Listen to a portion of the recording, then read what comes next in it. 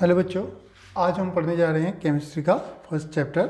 जैसे कि हमने पिछली क्लासेस में फिजिक्स के 2 चैप्टर हमने कंप्लीट कर लिए हैं, तो आज हम केमिस्ट्री का फर्स्ट चैप्टर पढ़ेंगे जिसका नाम है chemical reaction and equations. Okay, तो इसमें क्या पढ़ते हैं? देखिए, केमिकल रिएक्शंस क्या होती हैं जनरली?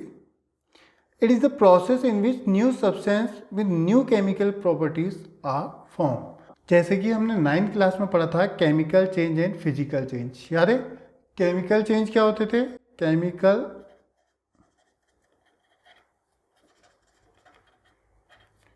और फिजिकल चेंज, इसे ए भी बन सकते हो जैसे ही। तो यहाँ पे केमिकल चेंज क्या है? वो तो एक चेंज है। केमिकल रिएक्शन क्या है? ऐसी process, okay, it is a process in which new substance with new chemical properties are form. एक नया सब्सटेंस बने और नई केमिकल प्रॉपर्टीज के साथ वो बने, ठीक है? जैसे कि मिल्क से कर्ड, ठीक है? मिल्क से कर्ड बनना क्या होगा? एक केमिकल चेंज होगा, और ये जो प्रोसेस होगी वो क्या कहलाएगी? केमिकल रिएक्शन, क्योंकि मिल्क की प्रॉपर्टी अलग है और कर्ड की प्रॉपर्टीज अलग है। ओके, तो आगे बढ़ते हैं। तो हमें केमिकल रिएक्शन समझ में आ गया। केमिकल रिएक्शंस क्या हैं? ऐसी प्रोसेस जिसमें कोई केमिकल चेंज हो रहा हो, सिंपली बोल सकते हैं, या ऐसी प्रोसेस जिसमें कोई नया सब्सटेंस बन रहा हो और उसकी कुछ नई केमिकल प्रॉपर्टीज हो, ठीक है? इसे कहते हैं केमिकल रिएक्शन, ठीक है?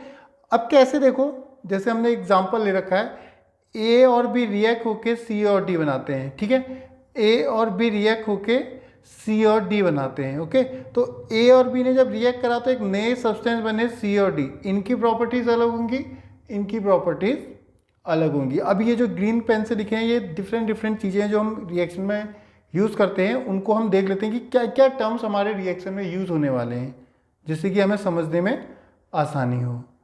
सबसे पहले देखते हैं कि रिएक्टेंट्स क्या होते हैं और प्रोडक्ट्स क्या होते हैं। देखो, रिएक्टेंट्स क्या होते हैं? The substance which take part in a chemical reaction. वो सब्सटेंस जो रिएक्शन में पार्ट ले रहे हैं। जैसे मैंने कहा ए, अभी हम किसी भी रिएक्शन की बात नहीं करेंगे, पहले हम समझ लेते हैं, आगे जाके हम रिएक्शन के बेस में इनको समझेंगे। ए और बी रिएक्ट करते हैं, ठीक है? रिएक्टेंट्स मतलब जो रिएक्ट करने वाले हैं, ए और बी, जो आपस में कंबाइन हो रहे हैं और रिएक्ट करके कुछ ना कुछ बनाएंगे, तो बात की बात है। तो ए और बी जो कंबाइन हो रहे हैं वो कहलाएंगे रिएक्टेंट्स। और जो एरो है, याद रखना, ये एरो बताता है क्या? ये जो एरो है वो बताता है direction of the reaction. Reaction की डायरेक्शन बताता है कि रिएक्शन इधर को हो रही है। तो ए और बी रिएक्ट करते हैं आपस में और क्या बनाते हैं? ए और बी रिएक्ट करके क्या बनाते हैं? सी और डी। जो रिएक्शन में टेक पार्ट कर रहे हैं वो क्या कहलाएंगे? रिएक्टेंट्स। और जो नया प्रोडक्ट उनको, उनकी रिएक्शन के कारण जो नया प्रोडक्ट हमें मिल रहा है वो कहलाएगा क्या?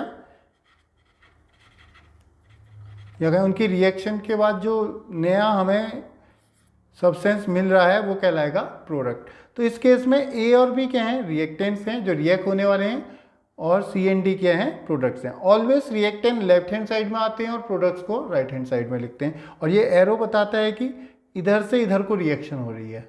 ओके, तो हमारे रिएक्टेंट और प्रोडक्ट क्लियर है। तो the new substance produce as a result of chemical change is called product. आगे बढ़ते हैं, और हमारा क्या क्या यूज होता है, तो हमें इतना पता चल गया। इक्वेशन में यहीं पे एक्सप्लेन करता हूँ। तो A plus B gives C plus D. तो A और B हमारे रिएक्टेंट्स हैं और C और D हमारे प्रोडक्ट्स हैं। अब इनके पीछे से कुछ लिखा हुआ था, हम देख रहे थे। देखिए, S A Q L G, ये क्या है? तो ये क्या होते हैं? ये बताती है स्टेट। क्या? स्टेट। चलिए बच्चों, हम स्टेट के बारे में देख लेते हैं। जैसे हम कोई इक्वेशन लिखते हैं, A plus B gives C plus D. ये तो हमें पता है, ये रिएक्टेंट्स हैं लेफ्ट हैंड साइड, और राइट हैंड साइड प्रोडक्ट्स हैं। ये रिएक्ट करके कुछ ना कुछ प्रोडक्ट बनाएंगे। ओके, अब देखिए इनके पीछे कुछ ना कुछ स्टेट लिखी होती है। ये मान लीजिए एल लिखा है, इधर क्या लिखा है, एस लिखा है, यहाँ लिखा हुआ है ए क्यू, यहाँ लिखा है जी। ओके, तो देखिए एल मीन्स होता है कोई भी सब्सटेंस अगर लिक्विड स्टेट में है।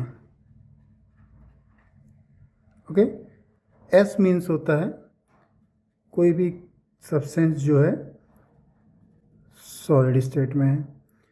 और अगर ए क्यू एंड एल है, ठीक है, एल तो हमने पढ़ लिया, अगर कोई ए क्यू है और जी है तो जी तो सिंपल है, जी मीन्स गैसियस स्टेट। कभी कभी जी को ऐसे एरो से भी दिखाते हैं, जब किसी इक्वेशन में गैस लिबरेट होती है तो उसे अपर एरो से दिखाया जाता है।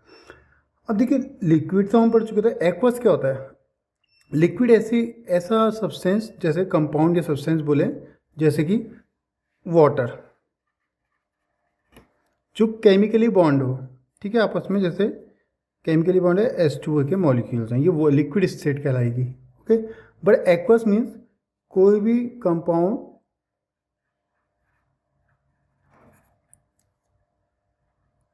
वाटर के साथ, कोई भी कंपाउंड वाटर के साथ मिक्स है, जैसे alcohol plus water. Generally aqueous मतलब होता है सॉल्यूशन, ठीक है, यहाँ पे वाटर के साथ है, तो जितने भी सॉल्यूशन हैं वो एक्वस से डिनोट कर जाते हैं। ये 4 स्टेट हम यूज़ करेंगे। और क्या देखिए, कभी कभी क्या लिख दिया जाता है, पीपीटी। पीपीटी जहाँ पे भी आता है उसका मतलब होता है प्रेसिपिटेट। क्या?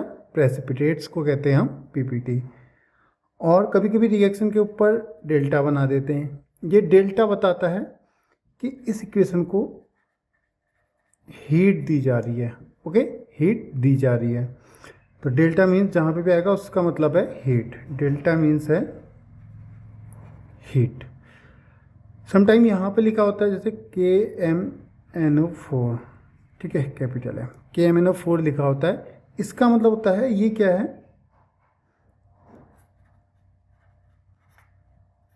कैटलिस्ट। क्या? कैटलिस्ट। कैटलिस्ट क्या होता है? ये increase the rate of the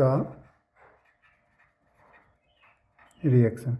ये रिएक्शन के रेट को इंक्रीज करता है। कुछ कुछ रिएक्शन होती है कि कई बहुत ज़्यादा टाइम लेती है, घंटों ले सकती है, दिन ले सकती हैं, तो उसको जल्दी करने के लिए हम कैटलिस्ट का यूज़ करते हैं, जो एक रिएक्शन की स्पीड को बढ़ा देता है। ओके, और ये कैटलिस्ट क्या करता है, रिएक्शन में कहीं पे भी कोई भी रिएक्शन नहीं करता, बस इसका काम सिर्फ इतना होता है स्पीड को बढ़ाना। अब जरूरी नहीं है कि हर जगह KMnO4 हो, कोई भी चीज़ हमारा हो सकता है कैटलिस्ट, ठीक है। तो अभी यहाँ पे एक सेकंड या थर्ड चैप्टर में हम यहाँ पे देखें कैटलिस्ट आएगा भी, ठीक है। अभी हमें इतना याद रखना है कि क्या क्या स्टेट होती हैं, लिक्विड, सॉलिड, एक्वस, गैस। कभी कभी पीपीटी लिखा होता है, डेल्टा मीन्स हीट होता है, और कैटलिस्ट। नेक्स्ट टॉपिक है हमारा कैरेक्टरिस्टिक्स ऑफ केमिकल रिएक्शंस।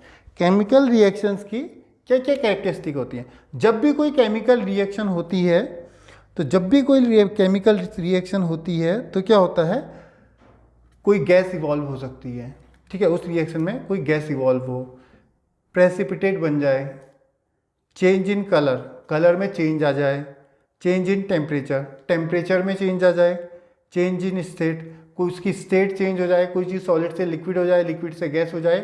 तो ये 5 मेजर जो NCERT बेस्ड है, ये 5 चीज़ें होती हैं, evolution of gas, formation of precipitate, change in colour, change in temperature and change in state. तो वन बाय वन हम इन सबको डिस्कस करेंगे। ओके, अब देखिए सबसे पहले हमारा इवोल्यूशन ऑफ गैस। इसका मतलब क्या है कि कुछ कुछ केमिकल रिएक्शन ऐसी होती हैं, मान लीजिए A + B रिएक्ट हुए और जब वो प्रोडक्ट बनाते हैं C बनाते हैं, और कोई मान लो हाइड्रोजन गैस को इवॉल्व कर दिया, हाइड्रोजन गैस हमें इवॉल्व हो सकती है, ठीक है। अब इसकी प्रॉपर एक इक्वेशन देख लेते हैं, क्या है, व्हेन जिंक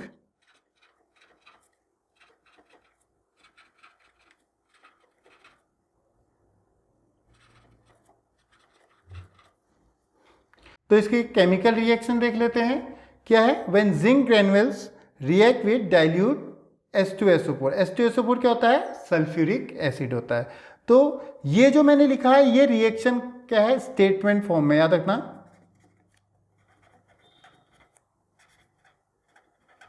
ये रिएक्शन जो है स्टेटमेंट फॉर्म में, बट सारे क्या होता था, इतनी बड़ी बड़ी रिएक्शन को हमेशा हम स्टेटमेंट फॉर्म में नहीं लिख सकते, इसलिए इसकी क्या हुआ, सिंबॉलिक्स या सिंबल के फॉर्म में इक्वेशंस को लिखना शुरू करा। कैसे लिखेंगे? सबसे लिख लेते हैं पहले लेफ्ट, मैंने बताया लेफ्ट हैंड साइड में रिएक्टेंट्स कौन रिएक्ट है, व्हेन जिंक ग्रेन्यूल्स रिएक्ट, तो मतलब Zn रिएक्ट करता है। ओके, किसके साथ रिएक्ट करता है? H2SO4 के साथ। जिंक, अब जैसे स्टेट लिखते हुए चलते हैं, जिंक की स्टेट क्या है, जनरली इसके पीछे आता है, जगह नहीं है तो नीचे लिख देते हैं। जिंक जो है सॉलिड स्टेट में है। H2SO4 किस में है? एक्वस स्टेट में है। ठीक है, जैसे ही ये रिएक्ट करते हैं, ये रिएक्शन का साइन है, तो क्या होता है, देखो यहां पे क्या होगा, यहां पे ध्यान से देखने की चीज है। तो Zn जो है H2 की जगह ले लेगा और H2 जो है अलग हो जाएगा। तो यहां पे बन जाएगा ये ZnSO4 जो है एक्वस स्टेट में होता है और H2 गैस। ये गैस में ऊपर को एरो लगा होता है, ये एरो का मतलब होता है कि गैस जो है लिबरेट हो रही है। ओके, कभी कभी गैस में ऐसे G भी लिखा होता है और एरो, एरो का मतलब कि उस रिएक्शन में जो है वो गैस जो है निकल रही है। तो ये तो था क्या, देखो यहाँ पे क्या हुआ, एक सॉलिड था एक लिक्विड था, जैसे ही वो रिएक्ट हुए एक गैस इवोल्यूशन करा, गैस को इवॉल्व करा। तो ये पॉसिबल है कि किसी भी केमिकल रिएक्शन में गैस का इवोल्यूशन हो सकता है। ओके, एक और रिएक्शन होती है, पहले स्टेटमेंट फॉर्म में लिख लेते हैं। सोडियम कार्बोनेट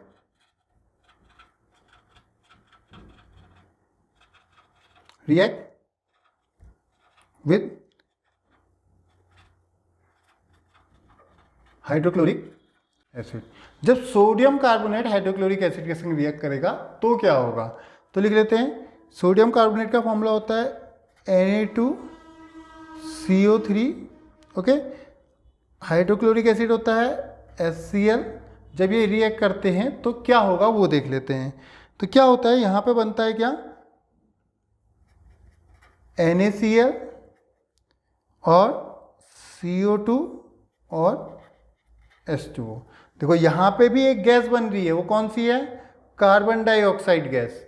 जबकि ये HCl Na2 सोडियम कार्बोनेट क्या होता है, सॉलिड होता है, HCl क्या होता है, लिक्विड एक्वस होता है, बट क्या फॉर्म कर रहा है वो, कार्बन डाइऑक्साइड गैस को लिबरेट कर रहा है। तो यहाँ पे भी जब कोई रिएक्शन हुई तो एक गैस का लिबरेशन हुआ।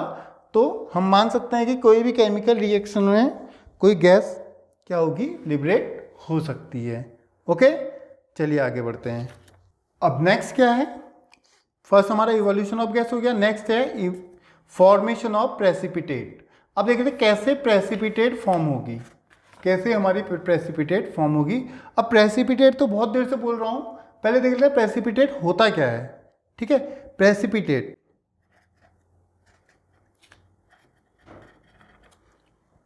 प्रेसिपिटेट क्या होता है, a solid product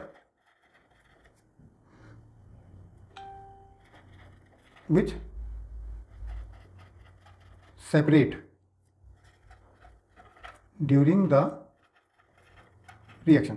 रिएक्शन के टाइम पे जब एक सॉलिड प्रोडक्ट सेपरेट हो जाए उसे कहते हैं प्रेसिपिटेट। जनरली क्या होता है, कभी कभी जब टेस्ट ट्यूब में अगर एक्सपेरिमेंट देखोगे तो टेस्ट ट्यूब में क्या होगा, यहाँ पे कुछ सॉलिड सा पार्टिकल नीचे इकट्ठा हो जाएंगे किसी भी लिक्विड में, तो इसे कहते हैं PPT या प्रेसिपिटेट। ओके, तो ये क्या होती है, प्रेसिपिटेट। जो किसी रिएक्शन में जब एक सॉलिड प्रोडक्ट जो होगा सेपरेट हो जाएगा उसे बोलेंगे हम प्रेसिपिटेट।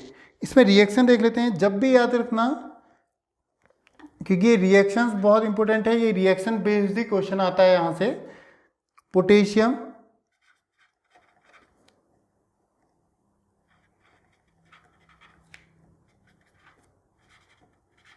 पोटेशियम आयोडाइड, ठीक है, जब भी लेड नाइट्रेट के संग रिएक्ट करता है,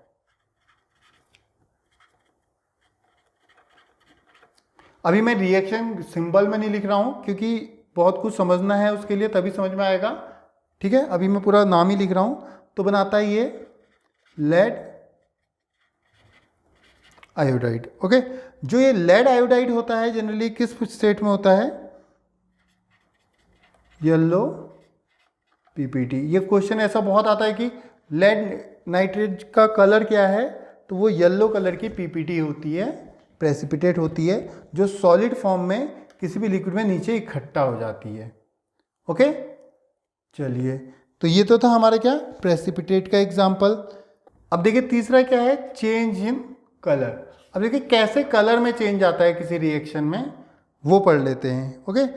अब कुछ केमिकल रिएक्शन क्या होती है, जब वो रिएक्ट करती है तो कलर को चेंज कर देती हैं, ठीक है। इसका एकदम सिंपल एग्जांपल है, अभी कुछ यूट्यूब में चल रहा था बहुत कि एक लोग थे, जैसे होते हैं कुछ हिंदू वाले जो अपने को बहुत भयानक हिंदू समझते हैं, एक वो सैफरॉन कलर का क्या कहते हैं उसे, गमछा डालते हैं, तो वो दिखाते कि हमारा जो गाय की टॉयलेट होती है वो कितनी प्योर है, कितनी प्योर है, शुद्ध है।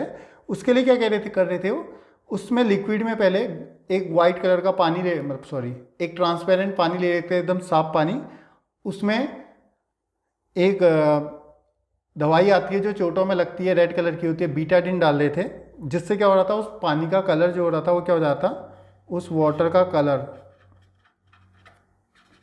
उस वो कलरलेस वाटर का कलर क्या हो जा रहा था, रेड हो जा रहा था, ओके। उसके बाद ये दिखा रहे थे कि जैसे ही हम इसमें काऊ यूरिन, काऊ की यूरिन मिलाते हैं तो क्या होता है, उसका कलर एकदम ट्रांसपेरेंट हो जाता है। और कहते देखो काऊ की यूरिन कितनी साफ है कि वो गंदे पानी को भी साफ कर दे रही है। बट ये मत भूलना कि जो ये पानी है, याद रखना हर ट्रांसपेरेंट चीज़ जो होती है वो वाटर नहीं होती है। तो क्या होता है इसमें, जैसे ये बीटाडिन जब काऊ यूरिन के संग रिएक्ट करती है, जो कि एक एसिड की तरह बिहेव करता है, ठीक है, काऊ यूरिन के एक एसिड है यूरिक एसिड, जब भी बीटाडिन यूरिक एसिड के संग रिएक्ट करती है तो वो कलरलेस हो जाती है, ओके। ये केमिकल रिएक्शन है, ये नहीं कि वो साफ हो गया है। तो यहाँ पे क्या है, सब कुछ है, यहाँ पे बीटाडिन भी है, काऊ की यूरिन भी है, वाटर भी है, तो ये ज़्यादा हार्मफुल है इस वाले पानी से, तो इसको ध्यान में रखिएगा। तो ये भी क्या है, एक केमिकल रिएक्शन ही है जो कलर को चेंज कर दे रही है, ओके। इसका प्रॉपर एक एग्जांपल देखते हैं, सिट्रिक एसिड। जनरली ये नेचर में मिल जाता है, और जब ये किसके संग रिएक्ट करता है, पोटेशियम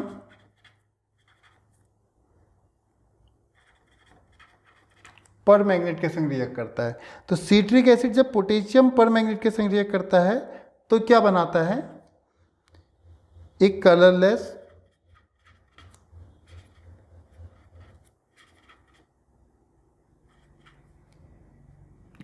सॉल्यूशन बनाता है, ओके। जबकि ये पोटेशियम परमैंगनेट जो होता है वो पर्पल कलर का होता है, पर्पल कलर जो होता है वो कलरलेस सॉल्यूशन में कन्वर्ट हो जाता है। ये भी एक ये एग्जांपल है किसी केमिकल रिएक्शन में कि हम किसी भी रिएक्शन का कलर चेंज कर सकते हैं केमिकल रिएक्शन में, ठीक है। केमिकल या बोले केमिकल रिएक्शन जो है किसी भी चीज़ का कलर को चेंज कर सकती है, okay. Change in colour, I hope आपको क्लियर हो गया होगा। अब देखिए नेक्स्ट वन हमारा क्या है, अब ये है हमारा चेंज इन टेम्परेचर। कई केमिकल रिएक्शन ऐसी भी होती है जिसमें टेम्परेचर में चेंज आता है, ठीक है, टेम्परेचर में चेंज आता है। इसका अब हम टेम्परेचर चेंज को देख लेते हैं रिएक्शन इसकी, ठीक है, एग्जांपल के साथ। जैसे इसको आप कई फैक्टर में आप देख सकते हो, जरूरी है कि हम केमिस्ट्री के एग्जाम रिएक्शन अपने बुक के ही पढ़ें, हम डेली यूज़ में भी कई सारे केमिकल रिएक्शन देख सकते हैं। जैसे कभी कभी क्या होता है कि जब हम सर्फ एक्सेल को हम पानी में डुबाते हैं या घोलते हैं तो उस समय हाथ हमारा थोड़ा गरम गरम फील होने लगता है। ये भी क्या है, एक केमिकल रिएक्शन ही है। तो उस समय वो गरम गरम क्यों हो रहा है कि रिएक्शन जो थी वो हीट को चेंज कर रही है, लिबरेट कर रही है, उस समय पे टेम्परेचर में चेंज आ रहा है, ठीक है। तो ये तो का घरेलू एग्जाम्पल। अब हम आ जाते हैं किसमें, अपने एनसीईआरटी बेस में क्या एग्जाम्पल हमें लेना है, क्योंकि एनसीईआरटी बेस्ड एग्जाम्पल ही पूछे जाते हैं एग्जाम में। ओके, तो चेंज इन कलर में हम चेंज इन टेम्परेचर में हम देख लेते हैं क्या। जैसे ही कैल्शियम ऑक्साइड, सीएओ बोलते हैं इसको, कैल्शियम ऑक्साइड जब वाटर के साथ रिएक्ट करता है तो क्या करता है, कैल्शियम हाइड्रोक्साइड प्लस हीट देता है। मतलब कि जैसे कैल्शियम ऑक्साइड को हम पानी में घोलेंगे तो वो क्या करेगा, गर्म हो जाएगा, हीटअप हो जाएगा, हीट हमें एक्स्ट्रा हीट देगा, और ये रिएक्शन क्या बताती है कि कलर में, टेम्परेचर में चेंज हमारा हो सकता है। ठीक है, और एक और एग्जांपल ले लेते हैं। एग्जांपल की बात करें तो जब भी जिंक Zn H2SO4 के साथ रिएक्ट करता है, अभी हमने पढ़ा था, तो भी क्या होता है, जैसे जिंक H2SO4 के संग रिएक्ट करता है तो ZnSO4 बनाता है प्लस H2 गैस को लिबरेट करता है। इस रिएक्शन में भी टेम्परेचर में चेंज आता है। ओके, तो ये तो दो एग्जाम्पल थे हमारे चेंज इन टेम्परेचर के। अब ये वाली रिएक्शन, स्पेशली मैं ये वाली रिएक्शन की बात कर रहा हूं, ये मोस्ट इंपॉर्टेंट रिएक्शन है। ये मोस्ट इंपॉर्टेंट रिएक्शन है, इससे 90% चांसेस है कि पेपर में क्वेश्चन आ ही जाए, लेकिन क्योंकि यही इक्वेशन सबसे ज़्यादा बच्चों को कंफ्यूज करती है। ये जितनी भी हम इक्वेशन पढ़ रहे हैं आने वाले चैप्टरों में डिटेल में डिस्कस करने वाले हैं, बट हमें इनके बारे में पता होना चाहिए। थोड़ा सा मैं इस इक्वेशन को डिटेल में थोड़ा सा एक्सप्लेन कर दूँ ताकि आपको याद रहे एग्जाम में। असल में क्या होता है, ये रिएक्शन एक साइकिल है। लाइमस्टोन होता है जो नेचर में हमें मिलता है, उसे CaCO3 कहते हैं, मतलब कि कैल्शियम कार्बोनेट। जब भी लाइमस्टोन में हम हीट करते हैं, उसे हीट देते हैं, जैसे इसको हीट देते हैं तो इसमें से CO2 रिमूव हो जाती है। जैसे ये देखो, लाइमस्टोन जितने भी हमारे पहाड़ों से निकलता है, उत्तराखंड में भी होता है, ठीक है। और अगर हम देखें कि जो मार्बल है, ये भी एक क्वालिटी का लाइमस्टोन ही है जो नेचर में एग्जिस्ट करता है। इसको जैसे हम हीट करते तो क्या होती है, कार्बन डाइऑक्साइड गैस रिमूव हो जाती है, और ये किस में कन्वर्ट हो जाता है, CaO में। इसे बोलते हैं क्विक लाइम। क्या बोलते हैं, क्विक लाइम। और ये कैल्शियम ऑक्साइड के नाम से जाना जाता है केमिकली। फिर जैसे क्विक लाइम को हम वाटर, ये क्या है, क्विक लाइम क्या है, एक पुट्टी है, या कहें POP, जो एक टाइप से POP बोल सकते हैं। तो क्या होता है, जैसे जो हम बाजार से खरीद के लाते हैं, ठीक है, ताकि हमारी दीवारों में जो वॉल्स में होती है, ये POP है, पुट्टी है, ये क्या होता है, पाउडर फॉर्म में होती है और ये सॉलिड फॉर्म में होता है। तो ये सॉलिड पाउडर में कन्वर्ट हुआ जैसे हीट करा, तो ये क्या है, CaCO3 जब CaO बनेगा तो ये रिएक्शन क्या बनेगी, CaCO3 plus gives CaO plus CO2 remove करेगा। ये क्या है, ये दो टाइप की रिएक्शन है। एक तो कि फॉर्मेशन ऑफ गैस में भी यूज होगी, और चेंज इन टेम्परेचर में कि इसको टेम्परेचर देना पड़ रहा है। ये दो टाइप का एग्जाम्पल है रिएक्शन का।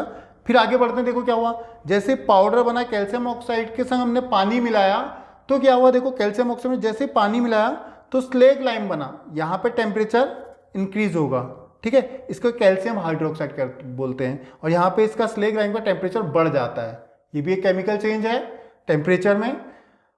अब उसके बाद जैसे ही हम इसमें कार्बोनेट करते हैं या कार्बोनेशन करते हैं, इस CaOH को होल ट्वाइस में CO2 पास कराते हैं, तो वापस से CaCO3 क्विक लाइम बन जाता है, लाइमस्टोन बन जाता है।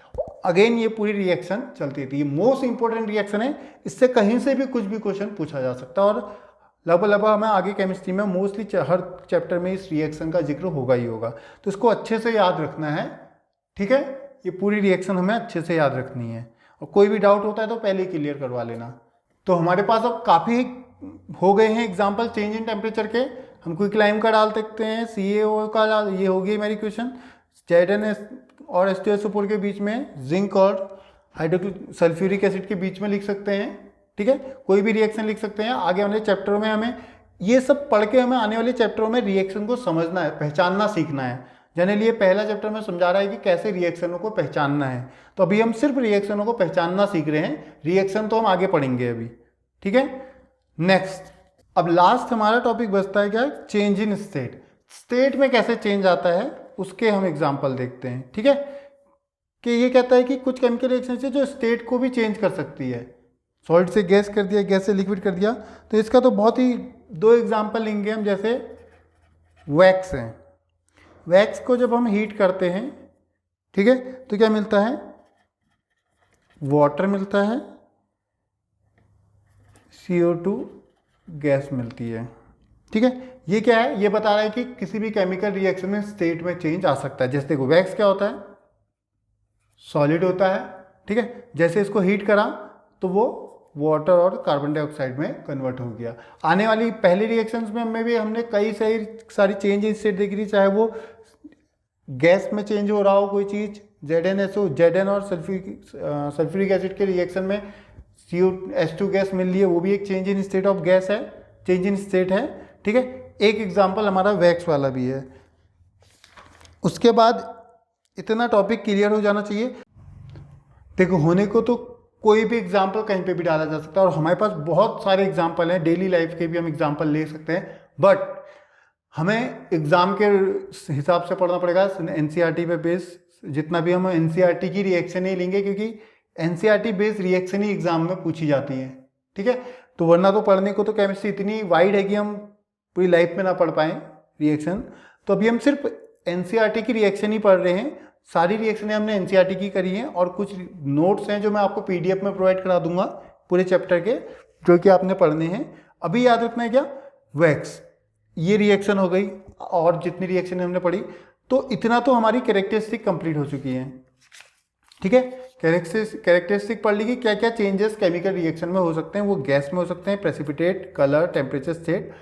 अब नेक्स्ट क्लास में पढ़ेंगे कि केमिकल रिएक्शन कैसे होती हैं, क्या क्या प्रोसेस उसमें है, कैसे हम उसको बैलेंस करेंगे। ठीक है, तो नेक्स्ट क्लास में हम पढ़ते हैं बाकी।